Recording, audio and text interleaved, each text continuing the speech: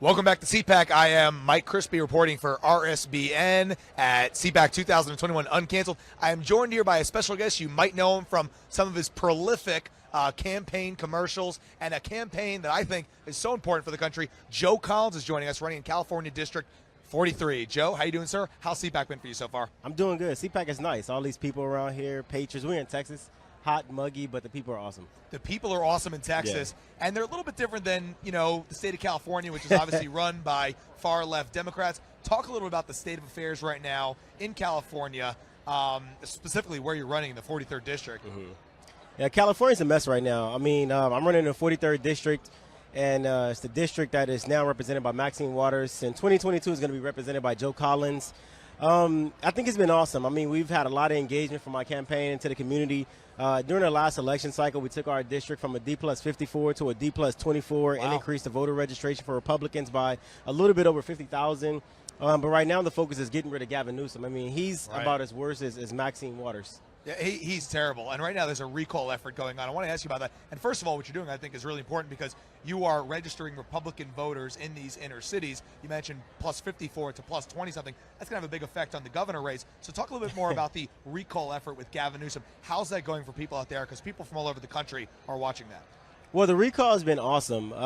We got on board, my campaign got on board the recall movement. We did a thing called the Recall Road Trip where we went from San Diego all the way to Sacramento and collected signatures to recall Gavin Newsom, so that was pretty awesome. I think the challenge right now is to find a candidate who can beat Gavin Newsom. I think that the people of California want someone to represent them who looks like them, someone young, someone who has a lot of great ideas in order to move our state forward. Move the state forward. So for those out there who don't know the process, so the recall effort, so it made headlines that you guys got I believe it was 2 million signatures required to do the recall. So what is the process now for those at home who are tracking this? What is going to happen next in this effort? Is there an election? What are the people going to see? Yeah, now there's an election. It goes on a ballot. The people get to decide if they want to recall Gavin Newsom, if they do, who they're going to elect as the new governor, if they want to keep Gavin Newsom in office. Well, hopefully they don't want to do that because it's been tough. Talk about that for a second. It's been really tough on people in California, especially in the inner cities during COVID. California obviously had some of the most stringent lockdown policies in the country. Talk a little bit about that and what's that done to your city specifically and the other big cities in California, because it was tough. Yeah, so during the lockdown, there was a lot of businesses who shut their doors permanently. There was a lot of companies who actually moved out of California. And it put a real strain on the people who live, especially in the inner cities, but the entire state of California itself. I mean, you have people who are wealthy who are no longer wealthy, people who are already living in poverty, sinking more in poverty and or homeless right now. My biggest thing is the youth. The youth have been affected greatly by COVID-19. We see the suicide rates in youth go up tremendously. The homeless rates in youth go up tremendously. And schools are closed. Students are not learning. I think they're a year and a half behind right now, and I think that's a huge problem. That's a huge problem. Education in our cities, and especially in these states like New York, where I reside, California, it's tough, right, in the inner city. So I want to talk a little about that for a second. You are running against Maxine Waters, somebody who has created this mess in the first place, right? She's been in Congress for, almost 40 years or more than that?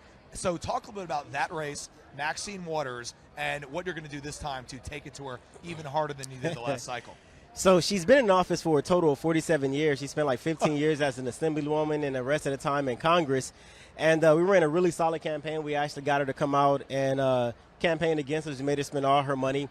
I think one thing that we're going to do different this time than we did last time was we already exposed Maxine to let the community know how she lives and compare it to how we live in the community. I think one thing we're going to do is start talking about things that I'm going to do for the community, improving our education system, bringing quality business back to Los Angeles, lowering the cost of living, getting rid of the homeless, opening up mental health facilities, just things that people care about. Yeah, I mean, Maxine Waters, clearly doesn't care about any of that. She's been totally mindless. The only thing she says in Congress is impeach 45. That's the only thing she knows how to say. So talk a little about, because you mentioned to me off air, some of her corruption. So for those at home who don't like Maxine Waters because she's doing absolutely nothing for this country, talk a little about some of the most dubious, corrupt things that she's doing right now that you're looking to expose, because clearly there's a checker cast there. I thought one of the most, I would call it hilarious things was she called President Trump a Russian spy, everything that had to do with Russia.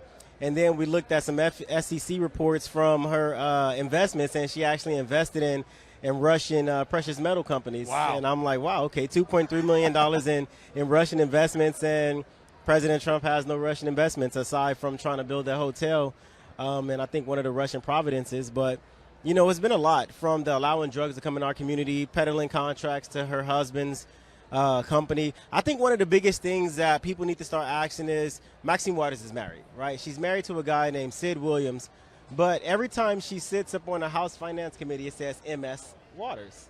Now, why doesn't it say MRS Williams? Is she really married? Does she really love her husband? And does she really hate men? Because it seems like she hates men. I think she hates this country, so, and all the men in it. So just want to ask you one final question, Joe. CPAC, we're here. People here are charged up.